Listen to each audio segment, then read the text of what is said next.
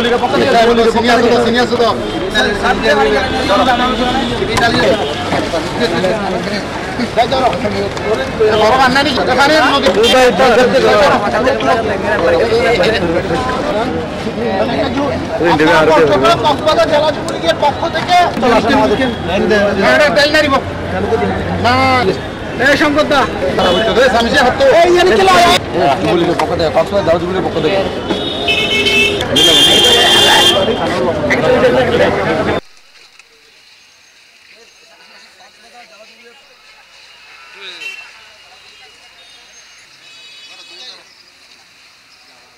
কেন্দ্রীয় কমিটির সম্মানিত চেয়ারম্যান শেখ ফজলে ইসলাম পরশ এবং কেন্দ্রীয় যুবলীগের সাধারণ সম্পাদক মইনুল হোসেন খান নিখিল ভাইয়ের নির্দেশে আমরা আজকে কক্সবাজার জেলা যুবলীগের পক্ষ থেকে এই তীব্র তাপদাহে মানুষ কষ্ট পাচ্ছে, তাদেরকে সামান্য একটু তৃষ্ণার্ত মানুষদের একটু তৃষ্ণা পূরণ করার জন্য আজকে আমরা যে উদ্যোগ নিয়েছি সে উদ্যোগ আজকে থেকে শুরু হলো।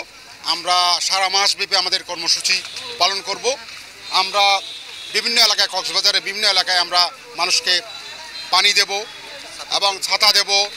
বিভিন্ন মানুষকে আমরা এই তীব্র গরমে সচেতন করার জন্য যা যা করার দরকার কক্সবাজার জেলা যুবলীগের পক্ষ থেকে আমরা করব ইনশাআল্লাহ। রোদের মধ্যে ঠান্ডা শরীরটা পেয়ে খুব ভালো লাগলো এবং অনেক শরীর ঠান্ডা হয়ে গেল আর কি। এই গরমের ভিতরে এই ঠান্ডা পানি খেয়ে খুব ভালো লাগতেছে।